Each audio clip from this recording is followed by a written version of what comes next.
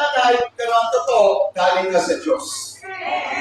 Mga kapatid, gusto ko lang ipaalala sa inyo na ang unang iyong malaman dapat ay ang iyong history. Ang history mo, galing ka sa spirit. Nagkaroon ka na ng katawang tao. Ulitin ko, galing ka sa spirit. Are you listening? At saan ka galing? Sa Ama. Sa Father God. We came from the Father.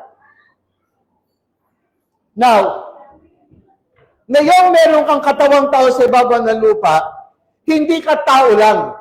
Kaya lang, dahil mas nasanay kang mabuhay sa physical, nakita mo, tao ka lang. Ito ang malaking deception na lumalaganap sa lahat.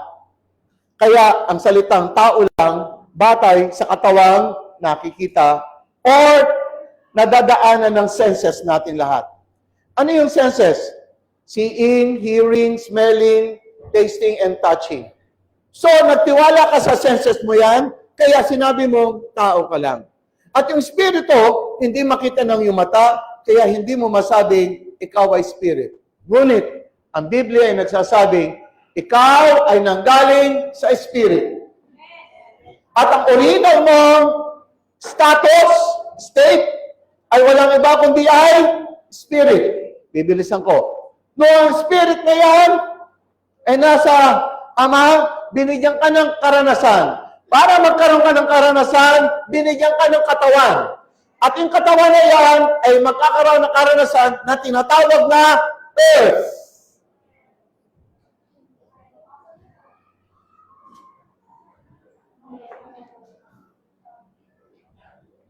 Ikaw, ako, tayo ay nasa earth dahil kukuha tayo rito lahat ng karanasan.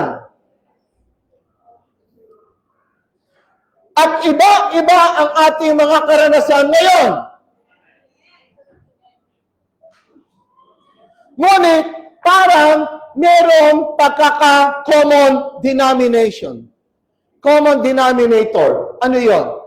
Parang pare-pareho tayong narito sa ibabaw ng mundo, hindi alam paano mabuhay.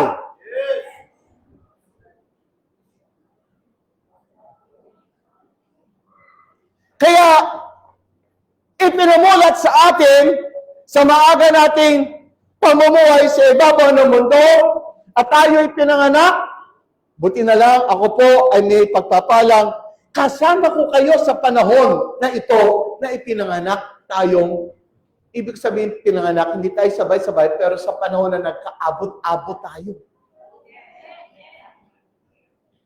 May pinanganak ng mas matanda sa akin, inabot ko. Pinanganak ko ngayon, may pinanganak na mas bata, inabot ko. Nagkaabot-abot tayo sa isang henerasyon. Are you listening? Those who are listening to me, say amen. Ngunit, ang common denominator natin, pumasok tayo sa mundong ito, hindi natin alam paano mabuhay.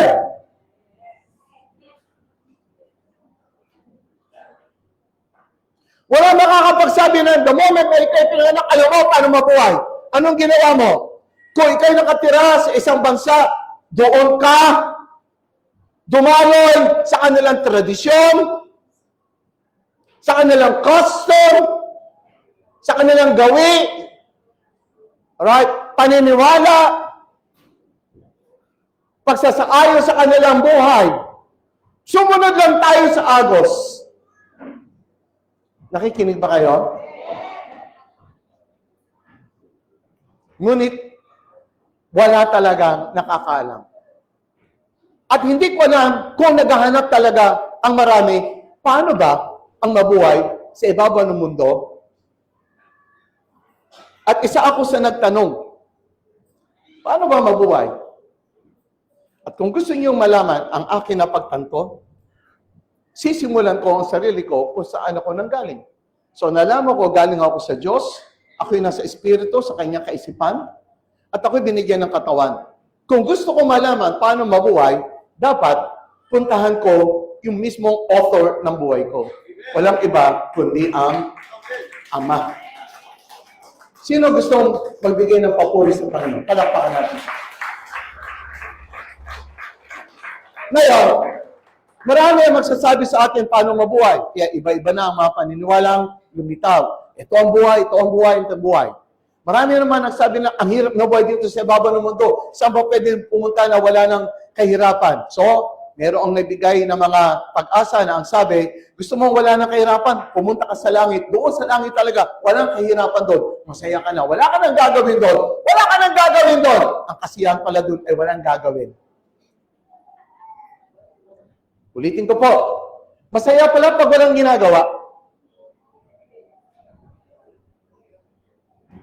Matalino ba kayo? Isipin nyo nga in advance, nakaupo ka. Pagdating na umaga, nakaupo ka lang. Wala kang ginagawa sa bahay mo. Simulan mo.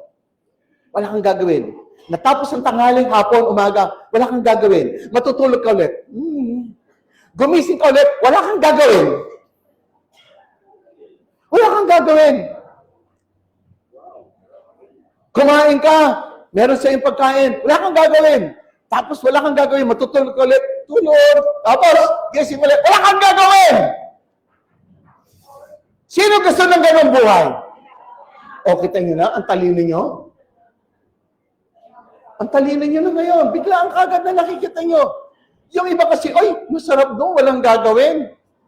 Hindi nag-iisip. Now, mga kapatid, akala nila ang buhay sa ibabaw ng mundo ay kahirapan. Hindi po dinisign ng Panginoon na ang mundo ay maging lugar ng kahirapan. Hindi po. Ang lugar ng mundo ay lugar ng karanasan. Oh. Sino gustong maliwanagan? Now, ang lugar ng mundo, dahil galing ka sa Spirit, yung Spirit, hindi ka makakaranas doon kahit na ikaw kompleto.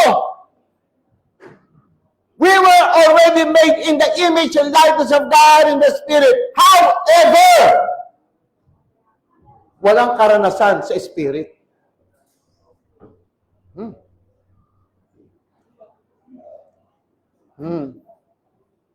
Gusto kong makita niyo kahalagahan. So, sa ibabaw ng mundo, meron kang karanasan. Meron nga lang klaseng karanasan. Merong karanasang katagumpayan at may karanasang ano sa kabila? Pagkatalo. Kaya, pagdating sa ibabaw ng mundo, alam mo ba, hindi mo lang alam, bago ka umalis doon sa spirit, nagpunta ka sa katawan, hindi mo lang alam, sinabi mo, Opo God, handa akong pumunta sa mundo. Handa akong harapin ang mga makakaranasan ko doon. Pero, gusto kong malaman kung sino ako para manalo ako.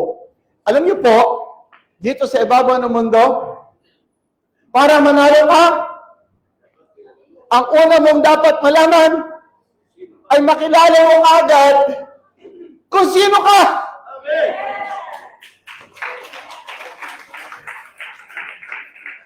Yung mga napapahalagaan nyo, ganito po yan. Merong isang kondisyon na pag galing ka sa Spirit, pupunta ka dito, mawawala ang lahat ng iyong kaalaman nang galing ka sa Spirit. Magsisimula ka sa zero. Naintindihan ako? So magsisimula ka sa wala. Pero actually, meron ka na. At kung pinanganak ka rito sa katawan, magsisimula ka sa zero. Hindi po pwedeng alam mo na.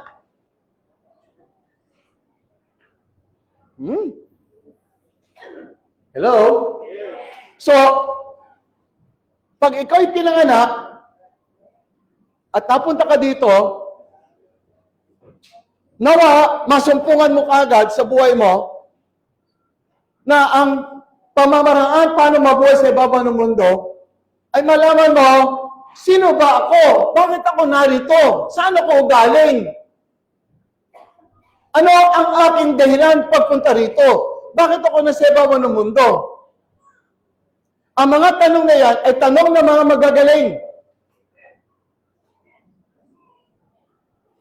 You must find first your identity. Kaya tayong lahat ay nahihirapan sa ibabaw ng mundo mabuhay. ang pinakang kabuuan ng dahilan ay ang pagkukulang ng hindi mo naialaman kung sino ka. Kaya karamihan sa atin nabubuhay na hindi mo alam kung sino ka.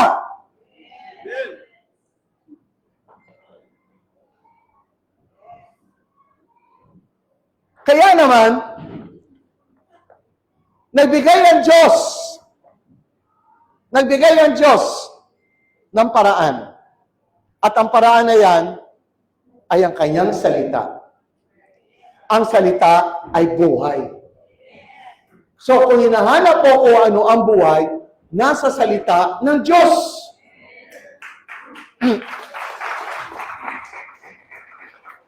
So ang salita ng Diyos ay hindi religious. Ang salita ng Diyos is the way, the truth, and the life. When I say the truth, siya yung reality. Bakit? Pag sinabi ko, hindi mo kilala kung sino ka, ano sinasabi ni pastor? Di ba ako si Rene? Di ba ako si Mario? Di ba ako si Jose? Kilala ko sarili ko. Pinanganak ko noong 19 ganito. Nag-aral ako sa ganito. Itong trabaho ko. Alam niyo mga kapatid, yung mga sinasabi mo ang pagkilala mo, ay pagkilala mo sa katawan. Pero hindi mo kilala yung spirit mo. So, kinilala mo yung katawan mo lang. Eh, ang katawan mo ay damit mo lang para makapunta ka sa loob ng creation. Ang totoong ibubuhay mo, yung spirit mo. Yung katawang ito ay suot-suot mo lang habang ikaw ay nasa loob ng kalikaan. Dahil hindi ka pwedeng mag-join in sa kalikaan, sa creation, nang wala kang katawan. Another condition to enter and engage into creation, you must have some form of body. So lahat ng creation, may kanya-kanyang form of body. Ang steel, iba ang katawan niya. Ang kahoy, iba ang katawan niya. Ang mga hayop, iba ang katawan niya. Ang mga halamanan, iba ang katawan niya. Ang katawan tao, iba ang katawan niya. Angel and stars. You know, may kanya-kanya silang katawan para pumasok sila sa loob ng isang creation. Kaya ikaw may katawan na yun. Ingatan mo yung katawan mo. Ano mang itsura niyan, ano man itsura ng katawan mo, meron ka pa rin katawan.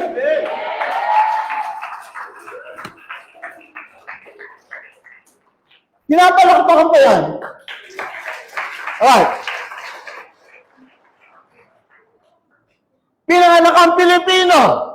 May konting kayumanggi. Are you with me? Alright. Yung iba nagsasabi, gusto ko sana pinanganak akong sa Europe. Eh, ganito yan. Sabi nila, hindi mo alam kung ano ang gusto mo. Basta pinanganak ka na lang.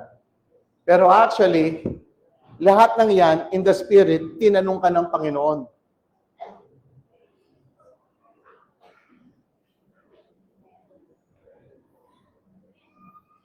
So, tanggapin mo, Pilipino ka, tinanggap mo yan. Amen? Say amen. Now, what I'm saying is, hindi mo alam paano mabuhay kasi hindi mo alam kung sino ka. So the first thing you have to do is to know your identity. Paano malalaman ang identity mo? Puntahan mo yung pinanggalingan mo. Sino pinanggalingan mo? Ang Diyos. Hello? So once you come back to God, you will remember who you are. Say amen. Sino ba nakikinig sa akin doon? Sumigaw na amen. Now, tinatanggap na ba na galing kayo sa Diyos, Ama? Sumigaw kayo, amen. Therefore, kung galing kayo sa Diyos, Ama, ikaw pala ay kanyang anak.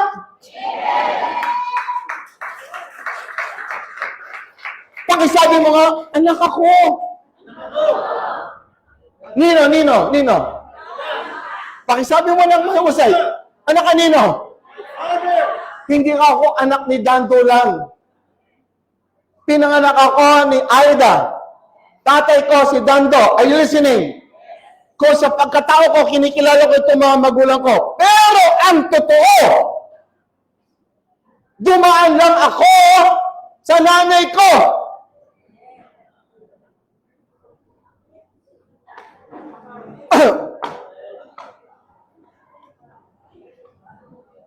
Hindi lang ako, ikaw din. Yung nakaka-feel ka mo! Sino ka? Sino ka? Sino ka? Anak ng Diyos. Kaya nga sabi ng Panginoon Jesus, this is how you should pray. Ano sabi niya? Our Father. Hindi niya sinabing, my Father. Hindi mo Father. Naninig niyo ako? Sabi ng mga disciples, teach us how to pray. Eh kung sinabi lang ni Lord, Father ko lang yon, my Father in heaven. No! Sinabi niya, our... So, kasama ka! Isi-feel mo, kasama ka! Dapat, sa pagkinig mo, ay, tatay ko rin pala yung tatay ni Lord. Parang hindi mo kaya tanggapin. Kasi sanay ka na lang sa katawan mo. At nasanay ka na lang tignan mo yung tatay mo sa physical. Nasanay ka. So, totoo lang, i-honor mo. Pero, hindi ka sanay tumingin sa Diyos na talagang tatay mo siya. Pakinggan niyo ako maigi. Meron kang totoong tatay na pinanggalingan. Galing ka sa spirit, nagkatawang tao ka lang. Na, gusto niyo na matuto para mabuhay. So, your spirit. At itong physical body mo, pinangalanan. Tapos, nalagyan ng program, yung katawan. Tapos, nalagyan ng custom, tradition, belief. Ngunit, lahat ng iyan na na-form sa iyo, ang tawag dyan ay created mo. Ang tawag dyan ay created persona mo. Everybody say with me, created persona. Yan ang ginawa mong persona sa pagkilala mo sa sarili mo. Ako, si Jose, ako, si John, ako, si ganito. Ngunit, ang pagkakilala mo niyan ay lahat galing sa physical senses mo. Galing sa paningin mo, galing sa hearing mo, galing sa taste mo, galing sa senses mo. Doon mo binuo ang pagiging ikaw. Ngunit yung totoong spirito mo, nandoon. Na siya mong totoo. Na naghihintay na kilalanin mo. Nung tinanggap mo ang Panginoon, tinuruan ka ng Diyos, makilala mo kung sino ka talaga. Kaya mula ngayon, tatanggapin mo kung sino ka sa pagiging spirit mo, hindi sa pagiging katawang tao.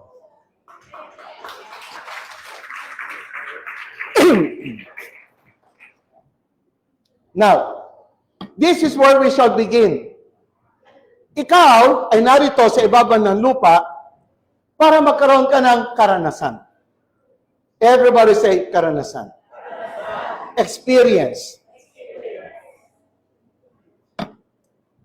Ang experience mo, yan ang dadalhin mo pag ikaw ay nawala na sa katawan. Sinasabi nila, kapag namatay ang tao, walang dadalhin. Logically, it's true, walang dadaling bagay. Hindi mo kaya madala yan. Wala ka madadalang pera, kotse, bahay, maski mga gold mo, wala ka madadala. Alahas. Ang madadala mo ay yung equivalent ng mga karanasan mo.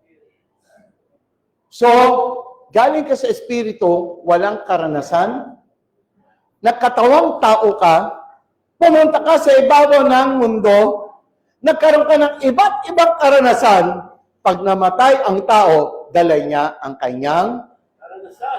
So, ang question ko, gusto niyo bang pahalagaan ang karanasan niyo? Konti lang nagsasabing yes. Yung iba, sige, bahala na. Nasanay na ako eh. Kumbaga, ang kantang que sera sera, whatever will be, will be. Ang ibig sabihin sa Tagalog noon, bahala na. So lahat tayo, isang gang na ang tawag, bahala na gang.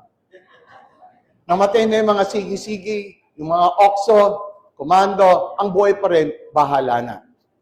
Marami ng bahala na.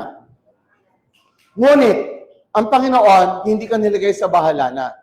Merong magandang pamamaraan ang Diyos kung alam mo lamang paano mabuhay sa ibabaw ng mundo. So, dadaan ka sa iyong karanasan at madadaanan mo yung kanyang sinabing, I came that you might have. Wow. Sa mga nakaka-memorize ng John 10:10. Sabi ng Lord, I came that you might have and you see, life abundantly. Now, nakukuha ba ng tao yon? Hindi. Bakit hindi? Kasi wala silang alam how to live on earth.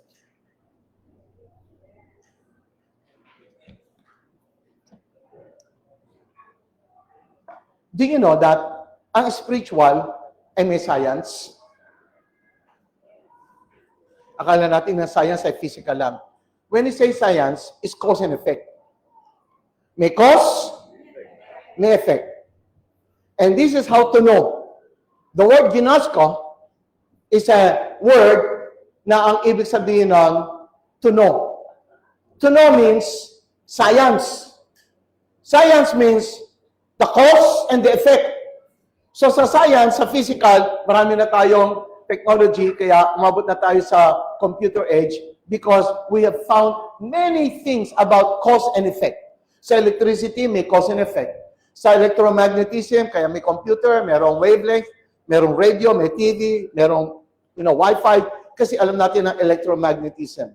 Sa machinery, meron tayong mga tinatawag na gears, may cause and effect. That's what you call to know, ginosko. So when you know something, mamamaster mo ang isang area. At mabibigyan mo ng science. So, pag sinabing science, may repetition. Marirepeat mo. Repeated all the time. Hindi tsamba. So, pag sinabing science, hindi tsamba yan. May cause and effect yan. Alam ko yan. Paano gawin yan? Ngunit tayo, sa ibabaw ng mundo, hindi natin alam paano gawin ulit yung mga bagay na gusto natin gawin. Hindi natin alam. Puro tsamba. Kahit tayo na sa Panginoon, parang puro tsamba. Samantala sa Panginoon, walang tsamba. Parang konti lang nakakasakay eh. Ang tagal-tagal na nating Kristiyano, tsamba pa rin ang buhay natin. Bakit? Ang Diyos ba nating tsamba? So yun ang kung pinagtataka ko, bakit marami tayong mga, tagal na natin sa pagiging Kristyanismo, tsamba pa rin. Now, ba't hindi tayo lumagay? Ang Diyos natin ay Diyos ng katiyakan. Oh, sino ba nagsasabi ng malakas sa amen dyan? Amen! Come on, amen! Ang Diyos natin is certain. Assure. Hindi siya nagsasabi ng salita tapos hindi niya gagawin. Ang Diyos natin ay totoo. So, kung ang mga salita niya totoo, more than science yun, dahil totoo yun. Alam niyo sa science, ang exact science lang ay math.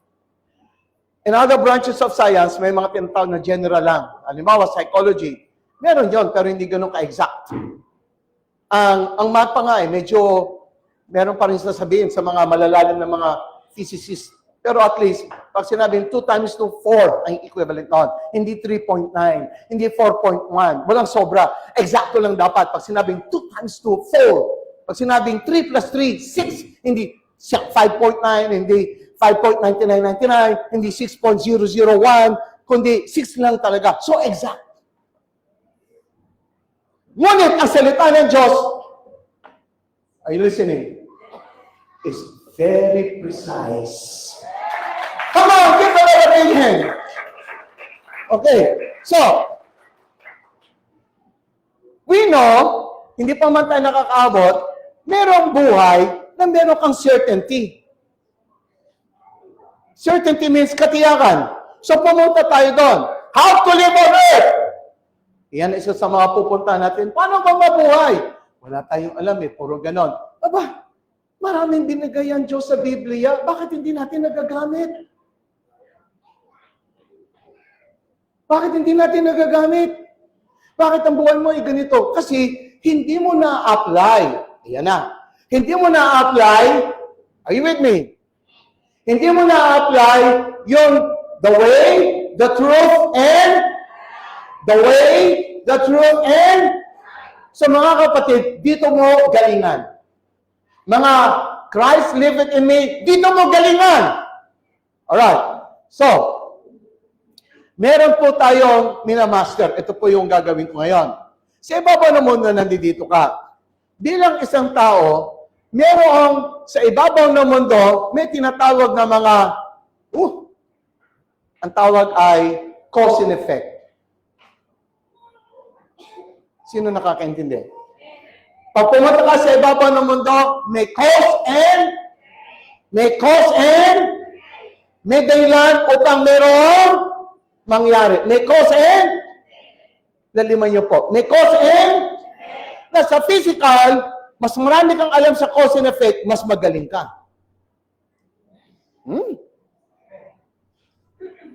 Pag hindi mo alam, hindi mo gagawin. So sa cause and effect, halimbawa, ang cause and effect, bakit nahulog ang isang bagay? Kasi merong gravity. Bakit ang balloon pinasukan ng helium? Bakit umaangat? Kasi ang helium ay mas magaang kaysa sa hangin. Anumang bagay na mas magaang sa hangin, isa ron ay helium, nilagyan mo sa loob ng balon, kusa itong aangat kasi hindi kayang hilahin ang mga bagay na mas magaang kaysa sa hangin. Kaya mayroong pagitan. Lahat ng mas mabigat sa hangin, ang cause nun, ang effect nun, mahihigop siya ng tinatawag na general knowledge gravity. At anumang bagay na mas magaang kaysa sa hangin ay kusang aangat sapagkat hindi na sila mahihila ng gravity. Ito ay basics. Ngunit, pag pinagdagdag mo na pinagdagdag sa physical, matututo ka ng marami. Kaya may mga technology tayo. So lahat ng yan, nakaupo sa kanyang motherboard. Ang motherboard ay ang cause and effect. Now, ang cause and effect is science.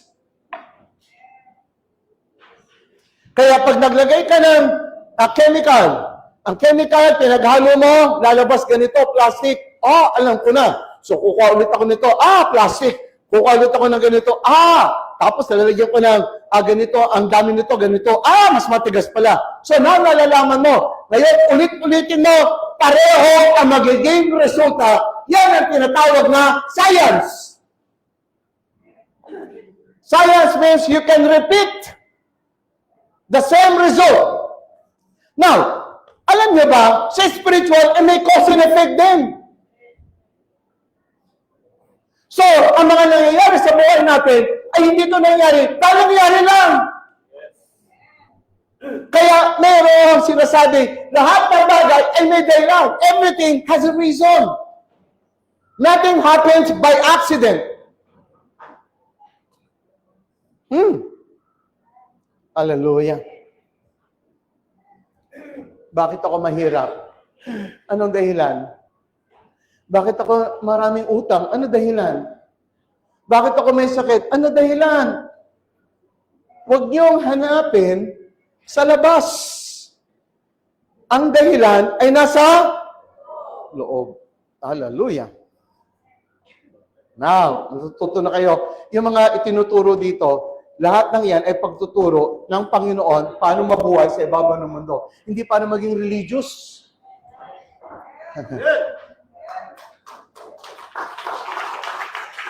Kaya pag tinuturuan ka ng mga bagay na ito, hindi ito mga turo na palayo sa Diyos. Ito ang gusto ng Diyos.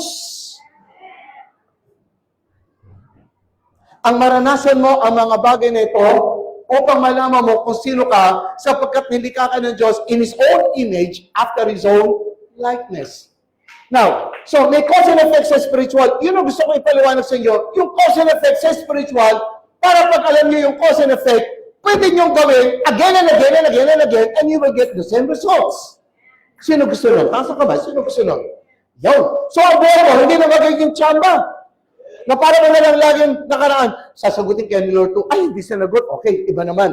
Pray ako, sagutin kaya ni Lord, ay, hindi sinagot. Sige, nabigyan, sinagot ni Lord. Ay, kukulit ako na iba. Baka sagutin ni Lord. Naku po naman, puro tsamba ba naman hanggang ngayon? Sino gusto ng hindi na tsamba? Come on, taas mo ng kamay mo para alam mo, ako yun, Lord, ako yun. Kaya ngayon, meron ako sinasabi at ang salita ng Diyos ay totoo. Now, nandito ka. Sa ibabaw ng mundo, diretso ko na. Sa ibabaw ng mundo, may cause and effect. Tanggalin muna natin, i-brush away muna natin yung tinatawag ng physical. Alam na nila yung mga physicist yun. Physicist. So, mga physics. Alright? Ito yung mga sa science ng physical. So, we call them scientists. Tayo naman, dapat mga scientists tayo sa spiritual. Parang ayun yata. Sino gusto sumama sa akin? Dapat alam natin ang cause and effect sa spiritual. Hello? Hello? Alimbawa na lang cause and effect. Ang naman ay tinanim mo, siya mo? O cause and effect yun. Ano tinanim mo? Ano tinanim mo? Mabuting bini. E di pag mabuting bini, ano lalagay mo? Bunga. Anong bunga kukunin mo? Mabuting bunga. E pag bad seed ang nilagay mo, ano ang ani mo? Bad fruit. Good seed, good fruit. Bad seed, bad. So now, ito yung dapat niyong kilalanin. Isa yan. Now, let's go back. So sa spiritual, may tinatawag na cause and pakisigaw nga ulit. Pakisigaw. 1, 2, 3. Now, ito yung nilagay ng Panginoon. Kaya ang Biblia is more about cause and effect sa spiritual. So, hindi lang ito moralidad. It's showing to us your life should be governed by the cause and effect built on earth. Naka-built na yan sa earth. Kaya habang nabubuhay ka, walang tumitingin sa iyo, hindi. Kahit na sino at saan ka, mayroong power ang earth na nag-govern na ang tawag ay spiritual laws. Itong laws na sinasabi ko, hindi ito yung Old Testament laws ng mga Mosaic. Malinaw yan. Hindi yan. Hindi ito yung ordinances. Ang laws na sinasabi ko, yung principle, yan.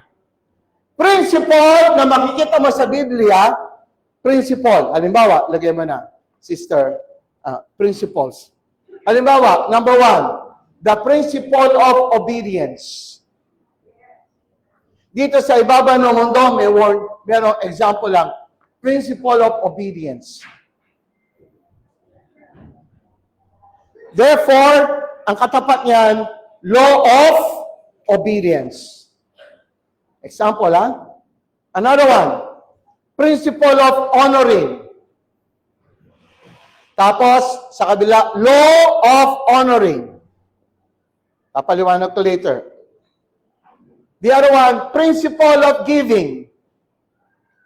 Then the law of giving.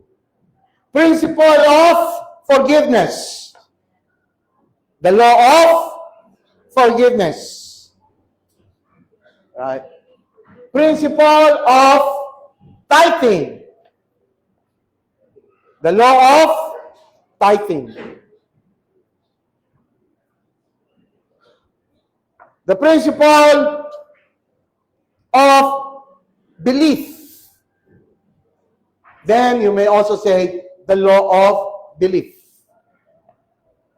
One more. The principle of first fruit. First fruit.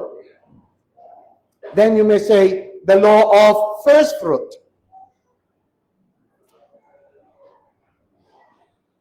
The principle of submission. Then the law of submission. Now, marami yan, Example lang muna. Let me go there. Yan.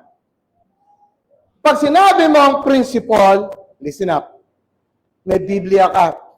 Kaya mo pinag-aaralan ng Biblia, ang Biblia ay principle ng Panginoon. Hello? May principles ang Panginoon. Halimbawa, ako kilala niyo sa pagkatao ko bilang pastor niyo. Kilala niyo yung aking pagkatao. Pero, kung ano yung impression niyo sa akin, sa inyo yun. Pero ang katotohanan, kung gusto niyo makilala pa ako, dapat niyo makilala yung principles ng buhay ko. At ako, bilang tao na nakikilala nyo, nabubuhay ako sa principle. At may principle ako sa buhay ko. At yung principle na yon ay magiging tapat ako para kung may integrity ako, pag may principle ako, i-apply ko yan sa lahat. Sa pamilya ko, sa relative ko, sa ibang tao.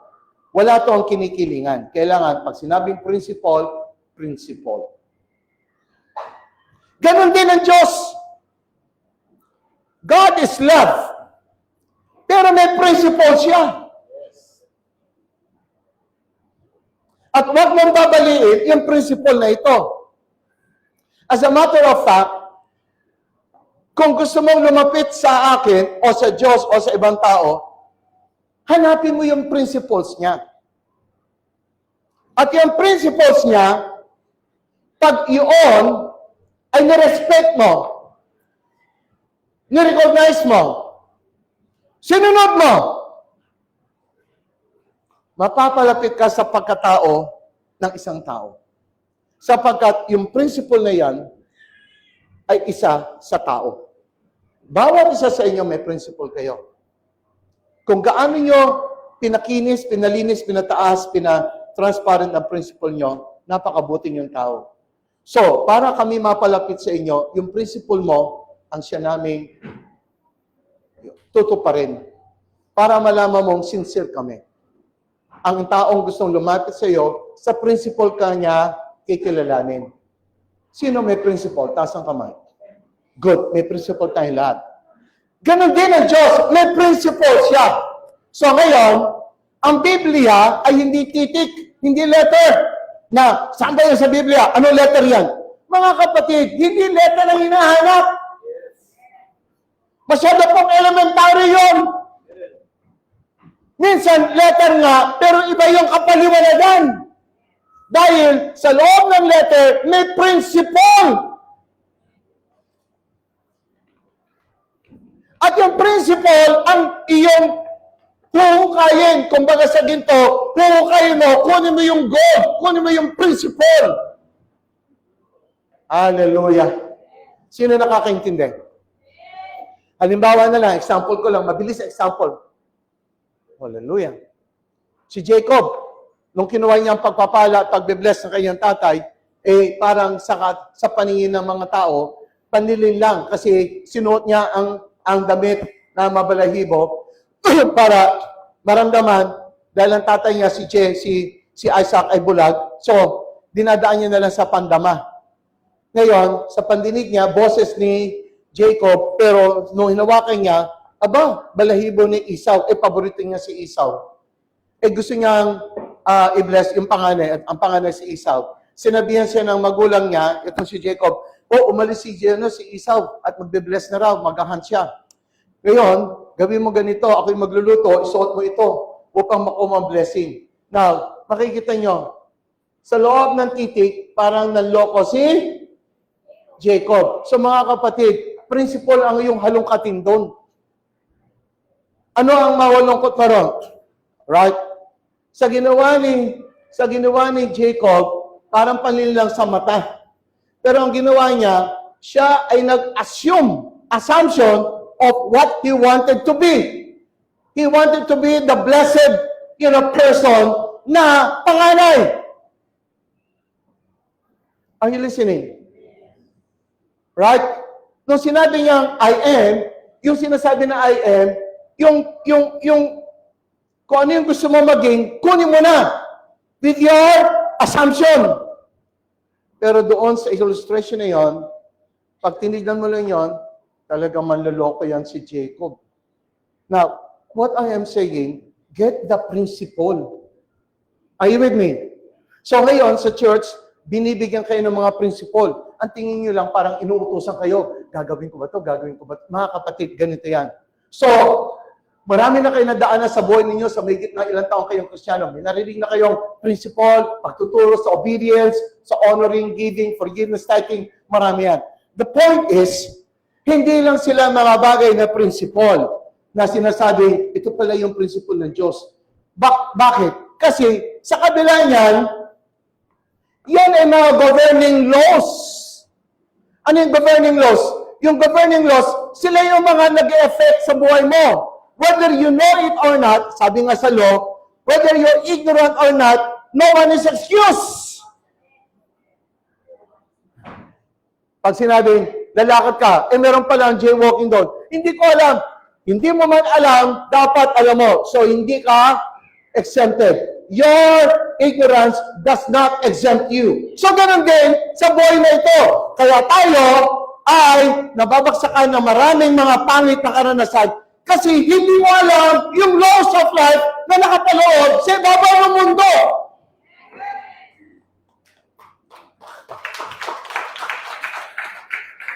Ano lang sasabihin sa'yo ng magulang mo? Tulad sa akin, anak, alam mo, magtrabaho ka, mag-aral ka mabuti ha. Pag nakatapos ka, magtrabaho ka. Yun lang.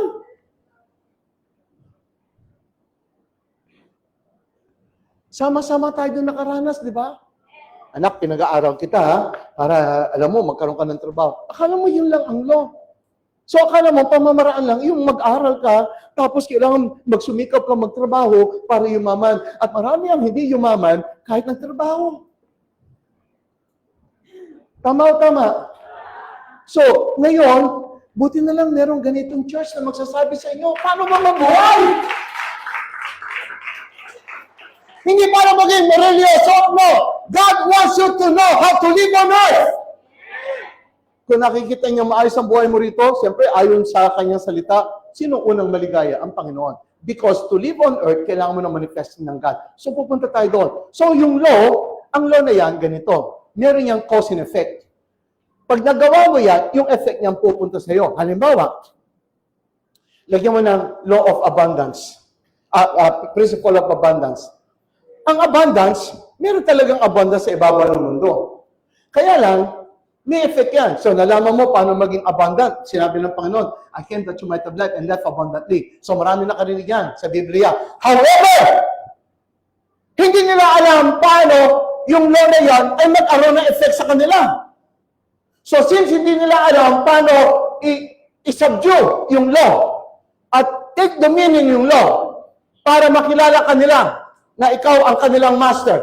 Kasi yung law na yan, yung mga law na yan, pag yan ay nasunod mo, natupdon mo, na-fulfill mo. Kaya Jesus says, I came not to destroy the law, but to fulfill.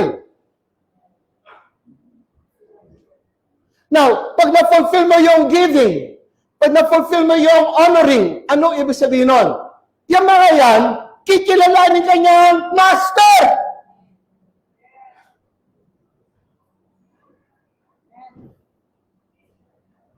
Ulitin ko. Sa dami ninyong mga napakinggang messages, ilan na kaya ang na-master mo para kilalanin ka? Master ka nila. Yung bang honoring, yung law na yan, nakikita ka na yung master dahil nasunod mo siya? O hanggang ngayon, ay hindi pa rin. Yung bang tithing, nagsasabi na ba siya sa inyo na, master ko yan, kaya lahat ng ibinibigay niya, ibabalik ko. Or, yung tithing ay hindi ka kilala. Matagal ka na nasa church. Yung law ng tithing, hindi ka kilala. Yung law of submission. Alright? Kung marunong ka mag-submit, let me tell you, magsasubmit din siya sa iyo. This is what you call the law. May effect yan. Now, pag wala kang alam sa abundance, listen up. Hindi mo na-take dominion ang abundance. Therefore, yung abundance, hindi kanya kikilalanin. Pag hindi kanya kinilala, ano ang pupunta sa'yo? Poverty.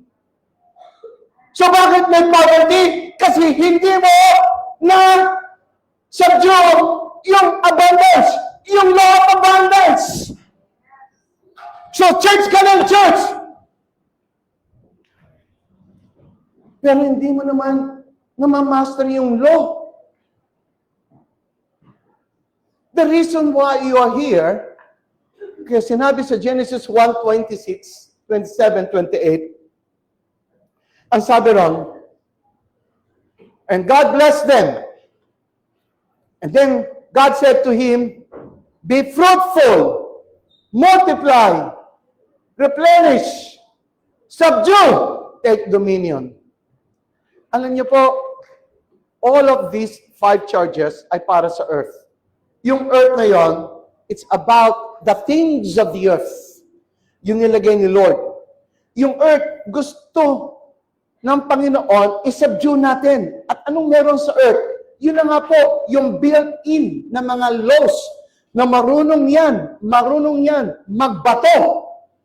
Ang mga laws na yan ay nagre-respond. Ulitin ko, balik tayo doon sa laws. Ang mga law na yan, hindi yan nagja-judge. So, ang God hindi nagja-judge. Ang mga law, nagre-respond lang sa iyo. Anong ginawa mo sa abundance?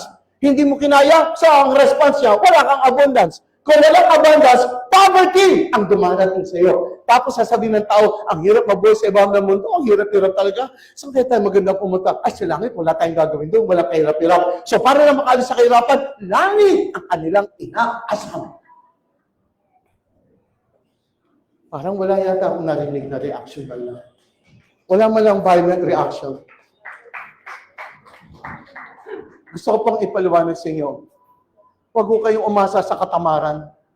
Ang pagpunta sa langit, hindi yung parang wala ka nang gagawin. Ang sarap ng buhay na may gagawin. Tandaan niyo po, may gagawin. Gusto niyo walang gagawin, nakahiga sa higaan? Yung mga may sakit, walang ginagawa. Gusto niyo yun? Ay, salamat, hindi niyo gusto. Hallelujah. Sino gusto nang may ginagawa? Taas lang kamay. Amen. Pakinggan niyo ako sa mata ng Diyos, sa isipan ng Diyos, sabi niya, doon sa judgment seat of Christ, sabi niya doon sa nagbigay ng 5, binigay 5, yung 2, 2, yung sa wala muna. Sabi lagi ng Panginoon, well done, good and faithful servant. What? Good pala to, saka faithful. Bakit? You have done, sabi niya, you've been faithful in few things.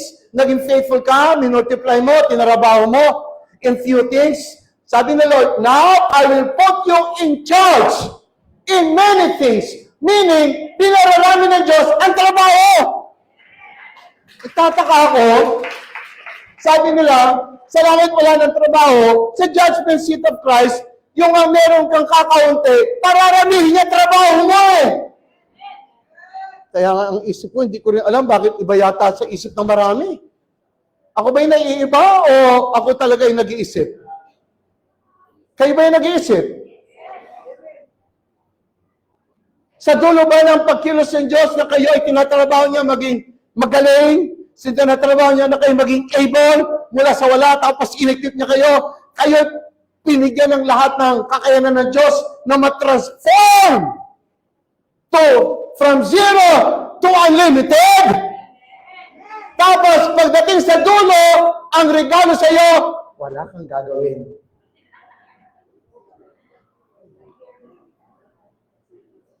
Pinagaling ka ng Diyos para wala kang gawin? Sino po nakikinig sa akin? Sino umaasa na maraming gagawin? Dapat bigyan ka ng maraming gagawin. Ibig sabihin ng qualified ka. So now, kung gusto niya maging qualified, dapat una pa lang, gawin mo, itong mga yan nandiyan isusulat ko soon, pakinggan niyo maigi, eto na ang gagawin natin. Kailangan may mastery na tayo. Pag sinabi natin mastery, ilang taon ka ng Kristiyano? 10 taon. Ilan na master mo sa laws of life? Ano yung ibig mo sabihin? Hanggang ngayon, hindi mo pa pala alam. Ano ba alam mo lang? Yan ang totoo. Ang pagiging Kristiyano natin, topic dito, subject doon, topic dito, alam mo i-discuss. Pero, hindi mo nakikita sa kabuuan ng buhay mo. Meron kang mamasterin. Bago ka malang umalis sa buhay nito, meron kang na-master sa, unti-unti kong lilista yan, na-master mo malasan ng law of giving.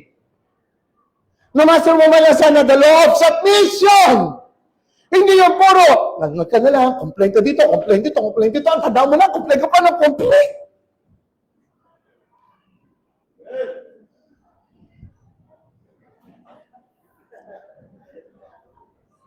Ang tagilid ko maglakad, ang tanda mo na! Ang tagal tagal mo na dito nagtatrabaho, complain ka ba ng complain? Kailan ka ba magkakaroon ng mastery sa submission? Tanga-tanga. I'm sorry to say that, but you know what? Ang tagal-tagal mo na, di ka ba marunong na ngayon?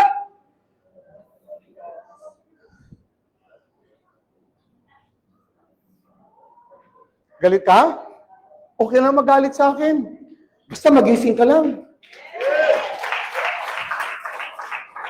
Dagdagan lang mo. Yung iba, pumunta sa church. Next week, wala. Next week, ito ako. Bukas, wala. Tatanga-tanga rin. Hanggang ngayon, hindi mo pa alam yung commitment. Hanggang ngayon, hindi mo pa alam ang principle of, pakiano yung microphone ko. Yung principle of commitment, hindi mo pa rin alam. Hindi mo alam yung law. Hanggang ngayon, hindi mo mabuo yung 52 Sundays ng isang taon. Pag tinignan yung attendance mo, 25 Sundays.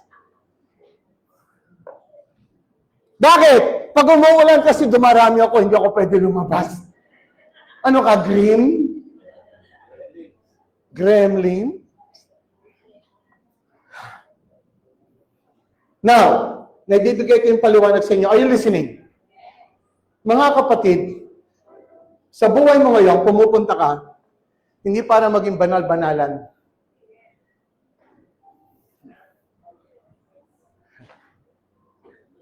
Pumupunta ka dito kasi meron kang tinatrabahong buhay. These are the things that the Bible is telling you. Ito yung mga truth, principle. Paniwalaan mo. So when you say principle, paniwalaan mo.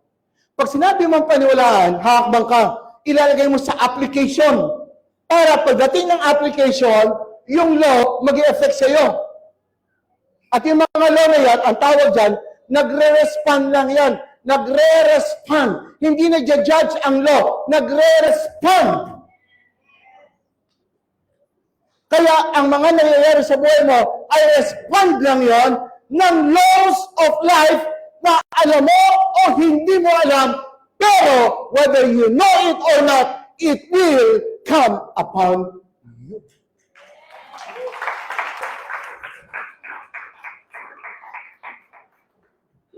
Hallelujah, hallelujah. Sino natututo? Now, hindi ko na po na-premise ko lang. Umpisahan ko na sana mechanics, ganito po yon. Gusto niyo ba malaman kung paano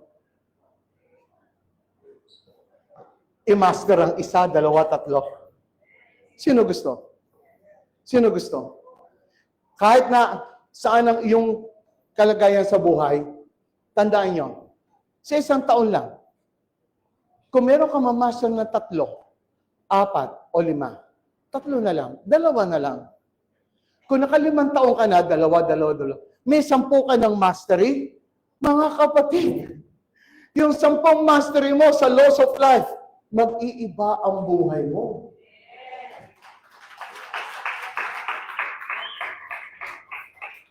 Yung na nakapag-master ng tithing, ang laki ng pagbabago sa buhay niya eh. Isa lang yun!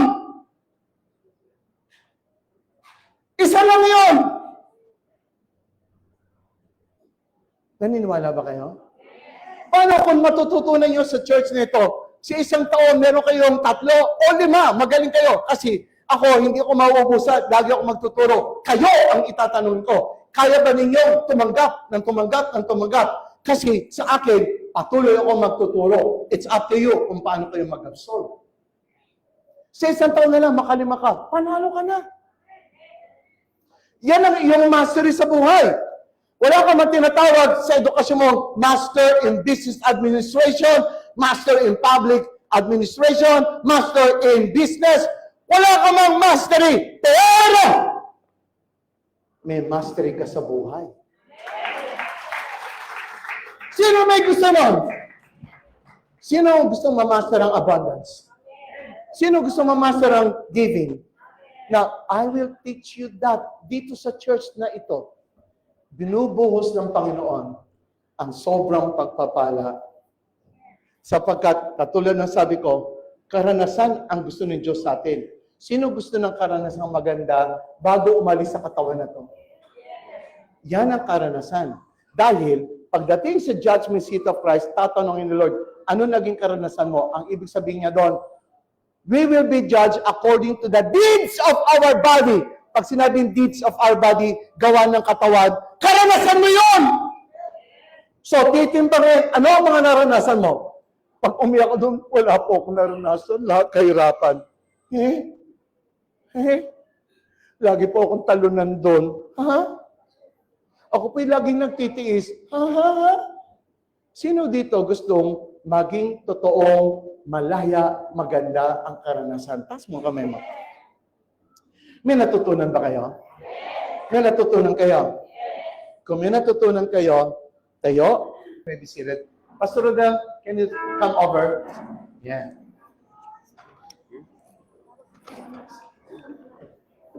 I'd like to ask you, Pastor Rodel, come over. We were sharing together with Pastor Rodel one time, I remember. So I'd like to ask him, there were many times, may mga nangyayari sa kanya whenever he gives something. Let me tell you, kapag ikaw ay very particular na nangyayari, nakikita mo na i-connect mo, lalo nangyayari kasi nakikita ng law na ikaw ay nagre-recognize sa kanya. So I'm beginning to let you know about the law. Meron tayong law of life dito na nag-govern sa atin. But the way this law maging ally natin kaysa sa kalaban natin, pag sinabing ally, kakampi, alam yung gagawin natin, kailangan, kumbaga, masadyo natin. Paano natin sila masasadyo? Kailangan sundin mo yung kanyang nature. Ang nature niya, submission. Ang nature niya, obedience. Ang nature niya, honoring. Gawin mo yun. Pag nagawa mo yun, kikilalanin ka niya.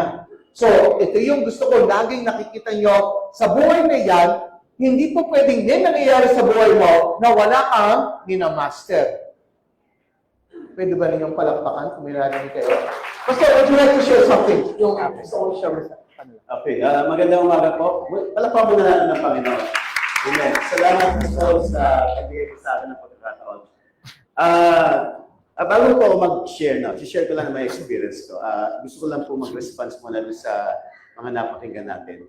So, ang napakagandang nakikita ko rito sa ating pinag-uusapan ngayon, kung nakakapakinig po tayong lahat, kapag ka na unawaan at nalaman na natin yung kahalagahan ng patungkol dito sa mga tinatawag na principles of life, mga governing laws na ang God mismo natin ang naglagay dito sa ibabaw ng mundo. Ito yung kahalagahan nito, mga kapatid. Makakalaya ka doon sa isang kaugalian mo na ituturo mo o isisisi mo yung mga nagaganap sa buhay mo sa ibang bagay at sa ibang tao. Kasi kadalasan po tayo, pag may mga nangyayari sa buhay natin, di ba? Hanggat maaari hindi natin tinatanggap na tayo yung may kagagawan, tayo yung dahilan, tayo yung pinagmulan. Hanggat maaari, naghahanap lagi tayo ng masisisi. Are you with me? Maituturo, yung mabiblame. No? Maraming ganyang tao ngayon. Kaya maraming tao, hindi nagbabago ang buhay. Alam niyo po, kapag nasa ganung estado ng kaisipan ng isang tao na para bang laging naghahanap ng masisisi sa buhay niya, na para bang wala siyang pananagutang ginawa, parang wala siyang responsibilidad sa mga nangyayari sa buhay niya. So, magtuturo pa talaga. At kapag ganyan po tayo, hindi talaga uunlad ang buhay natin, hindi magbabago. Hindi ka makakaalis doon sa sitwasyon na kung saan paikot-ikot kang nandoon. Nakuha niyo pa ibig sabihin. So ngayon, dahil naintindihan na po natin na tayo pala ay nandito sa ibabaw ng mundo kung saan lahat ng nangyayari sa atin, nararanasan natin, nakukuha natin at nawawala sa atin ay epekto ng kung paano tayo tumutugon o paano tayo nagre-respond na sumusunod doon sa mga rules or principles na yan. So, meaning to say, wala po talagang nangyayari sa atin ng by accident. Nakukuha po natin, wala po talagang nangyayari ng nagkataon lang. At wag na wag din po natin iisipin na mayroong pinapaboran ang Diyos na para bang sa paningin mo, siya lang yung anak ng Diyos. At tingin mo naman sa iba, parang hindi anak ng Diyos. Kasi minsan, nakikita nyo, iba-iba yung nangyayari sa buhay natin. Merong gumaganda buhay, merong nakakatanggap, merong pumapangit ang buhay, merong hindi nakakatanggap. Minsan, na-feel natin, ba't ganun ng Diyos? Parang hindi siya fair. Nakuha niyo po? Para bang nagtatanong ka, pero ang totoo, iba-iba talaga ang nangyayari sa buhay natin at nararanasan natin kasi iba-iba rin tayo ng ugali kung paano tayo tumutugon doon sa mga principles and laws na yan. Kaya kung paano ka tumutugon dyan, yun din ang makukuha mo. Ngayon, katulad ko po noon, sabi ko, naglilingkod naman ako sa Panginoon. Mabait naman ako, blah, blah, blah. So marami tayong nakikita nila. Pero bakit? Binigay ko naman buhay ko sa Panginoon. Pero bakit parang ang buhay ko noon, hirap na hirap. At lagi ko na lang din sinasabi, Lord, nasa sa'yo naman kung gusto mo akong pagpalain, kung gusto mo akong pasaganahin, kung gusto mo paganda yung buhay ko, it's all up to you. Bahala ka na. Di ba? Ganun lagi yung sinasabi natin, alam naman ng Diyos yan. Alam naman ng Panginoon yan. Pero isang malaking pagbabago sa buhay ko, lalong-lalo na nung ako po ay nakabalik po dito sa church, no? 5 years ago, I think. Magpa 5 years na. 4 years pala. So, bagamat noon, may mga bagay, mga rules, principles, laws naman ako nagagawa. Pero sabi nga po, walang mastery. Hindi ko siya na-master. Nagagawa ko lang siya ng 1, 2 beses, 3 beses, tapos nawawala na ulit. Which, karamihan sa atin, ganyan naman. So, kaya siya sabi ni Pastor kanina na we need to master. Kailangan matutunan natin, kilalanin tayo ng mga principles na yan para pakinggan nila tayo at sundin nila tayo. Pero kailangan itong mga principles na to, makita rin nila yung aggressiveness mo, yung diligence mo, kung paano mo sila talaga ina-activate sa buhay mo. Yeah, ang ganda. Nakuha nyo? Yeah. Kaya noon, para bang ang blessing ni Lord, hindi ko mapanghawakan. Hindi ko masasabing tiyak. Para bang sabi ko, it's up to God. Nakuha niyo po?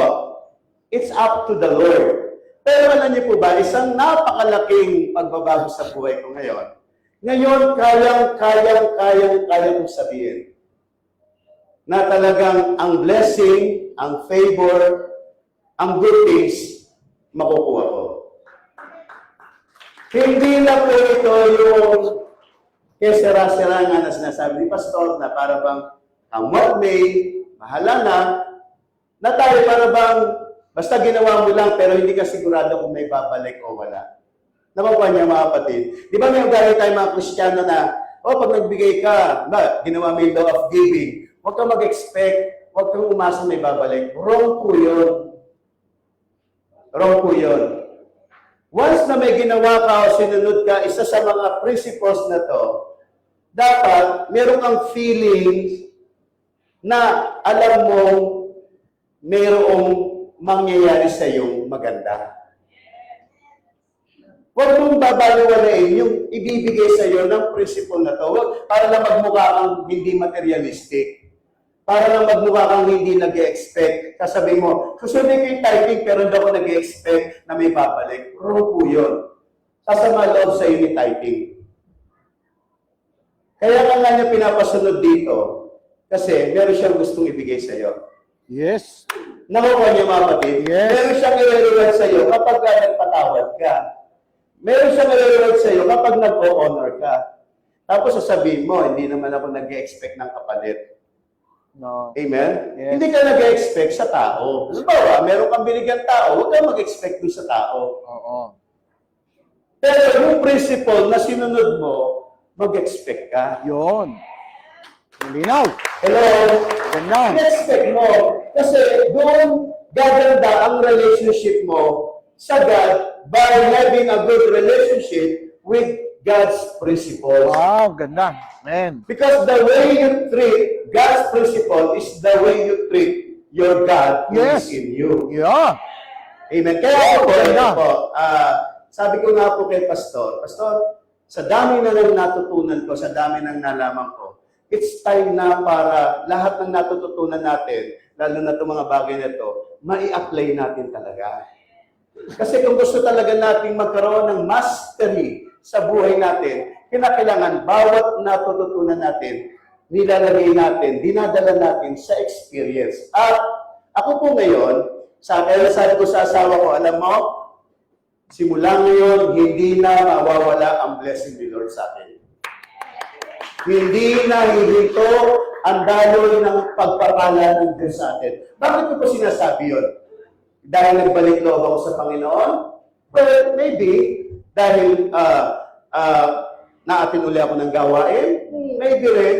Pero ang totoo po niyan, kaya ko nasasabi yun, ng tiyak na tiyak hindi ito hula. Hindi Yes. ito para bang nanguhula ka lang o nagpipretend ka lang. I can really say it with feelings, na talaga with certainty, that the blessing of the Lord will overflow through me because I know that I am now walking doon sa tinatawag na pagkilala sa mga principles na to. Meron ba kayong ganong confidence? Kasi ako dumating ako sa ganong confidence na para bang feel ko na hindi mag-i-stop ang blessing ni Lord ngayon sa buhay ko. Kaya alam niyo po nangyayari ngayon? Kaliwat kanan ang nagbubukas na opportunity sa akin. Yun, ha? Ito lang po kaliwat kanan ang tumatawag sa akin, nag-o-offer ng mga opportunities.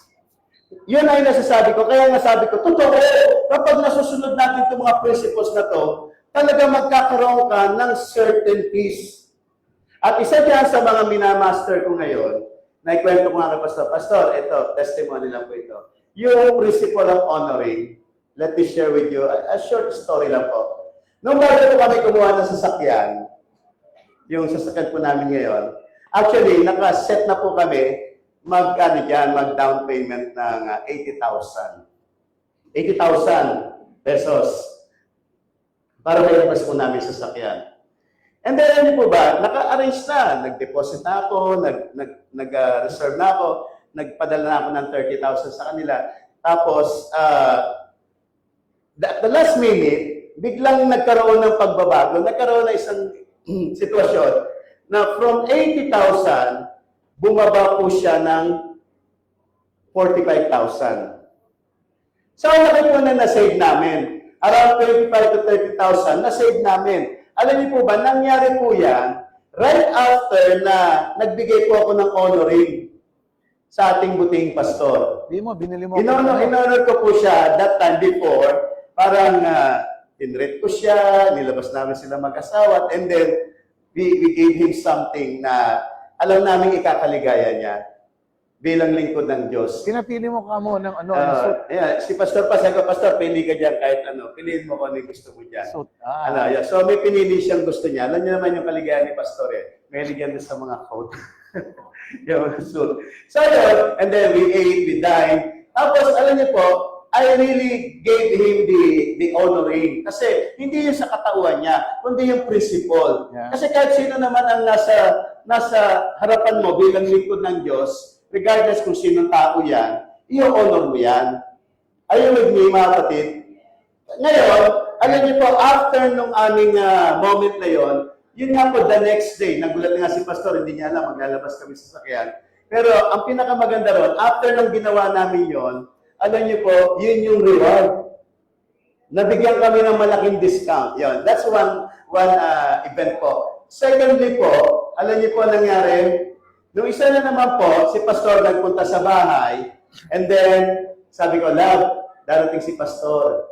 Alam mo naman, si Pastor yan. Kung yung mga magulang natin, mga kapatid natin, mga relatives natin, kaibigan, pagpunta sa bahay, talaga we accommodate them very well, no? Siyempre, kasi ganun kami, pag may napunta sa bahay, talagang ano yung meron kami sa loob ng bahay, iyahain namin ganun. Eh si Pastor pumunta, very casual. Pero di ang nangyari, sabi ko, let's make it very special kasi lingkod ng Diyos ang darating sa bahay. Hello, are you with me? Lingkod ng Diyos, hindi na yung basta si Pastor Rene. Siya yung lingkod ng Diyos. Kasi para sa akin, feeling ko lang, kapag ka ang lingkod ng Diyos umapak sa iyong bahay, may dala-dala pagpapala yan. Amen? Kaya nagluto kami ng special na, simple pero special na pagkain na halos nagutom na siya sa tagal ng preparasyon ni Sister Maricel. Di pa tapos, ang dami niyang potatoes, ang dami niyang arte mag-prepare. Ganun talaga siya eh. Talaga sa preparasyon pa lamang, busog na busog ka na eh. No, parang ayaw mo nang galawin yung pagkain kasi sobrang inayos. Eh si Pastor, gutom na gutom na. Then after that, alam niyo po ang bilis ng reward. Kasi yung time na yon, meron akong collection na dapat sisingilin doon sa aking client. Sabi niya, almost a month after pa, bago niya ibigay sa akin. But right after that, na kumain kami, biglang tumawag na yung client ko. Ang sabi, sir, punta ka dito sa office, ibibigay ko na yung balance ko sa'yo. You see, small things, pero ang bilis. Sabi ko, totoo ito, kapag talaga kumikilala ka sa principle at talagang inaangkin mo siya at nagpapakilala ka sa kanya, intentionally consciously, Yes, conscious. hindi yung para bang nagkataon. Ginagawa mo siya kasi you have the feeling that once you do it, there is something good na darating at mangyayari sa iyo. Ganun ka ka-certain sa principles. Yun ang nangyari. Tapos, ito na yung pinakahuli. Consistent talaga ito, talagang totoo. Kaya in-encourage ko kayo mga kapatid, hindi man lahat yan sabay-sabay, pero dapat meron tayong kinukuha na dyan. At talagang anin sa buhay mo. I mean, i-practice mo. Practice mo. Then, pinaka-recent lang po, si Pastor po ay galing Baguio. Yan, Baguio po. At so happen, siya po ay tumawag sa akin para magpasundo po sa terminal ng bus terminal po sa Pasay. Madaling araw, maga. So, syempre, kung mag-a-analyze ako, syempre parang tatamarin ka, layo, ganyan. Ang daming reason. Pero alam niyo po, sabi ko, again, ang tumawag sa akin ay lingkod ng Diyos. Amen? Lingkod ng Diyos na tumawag. Ako din naman ay lingkod ng Diyos. Pero siya, bilang siya leader ko, kailangan maipakita ko na kumikilala ako sa kanya. So, hindi na ako nagdalawang isip. Sabi ko, yes, Pastor. Wala na pala, yes, Pastor. Basta yes na ako na yes. Kasi ako ay sumasagot sa principle of honoring. Alam niyo po, nangyari pagkatapos usap namin na yun, nung tawag niya sa akin, biglang may nag-message sa akin. May nag-message kagad, sir, gumagawa ba kayo ng ganito? Sabi ko, yes po. Sige po, sir, pakisubmit ang company profile niyo, contact number niyo, and then may papa-ocular kami sa inyo doon sa isang developing company sa Calamba. So, ibig sabihin po, agad-agad, meron na naman.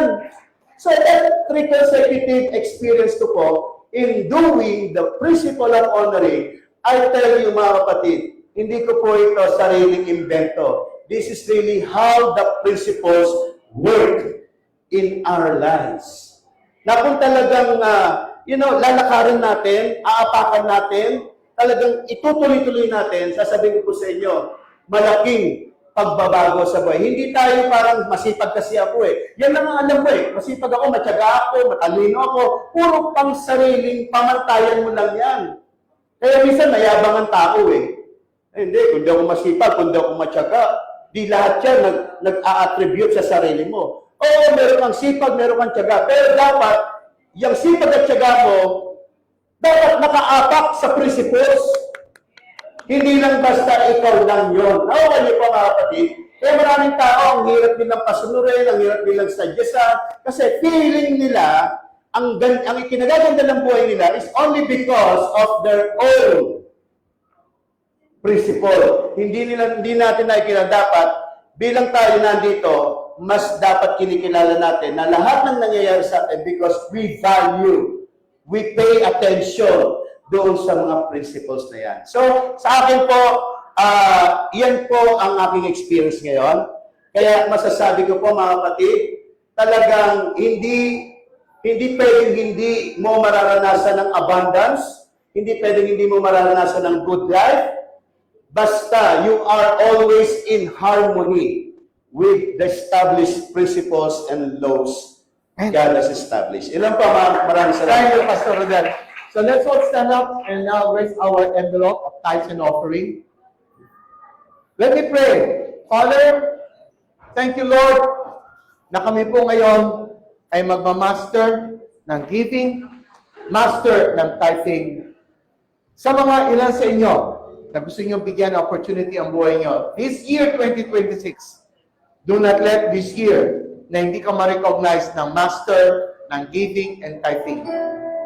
Father, we thank you for the people who have heart to fulfill and to master these laws. Even now, ayaw mo mag-take effect, Lord, ang word mo sa buhay namin as we fulfill it. We praise you and thank you in Jesus' name. Let's all come and bring our thanks and offering with gladness. With gladness. Thank you, Lord.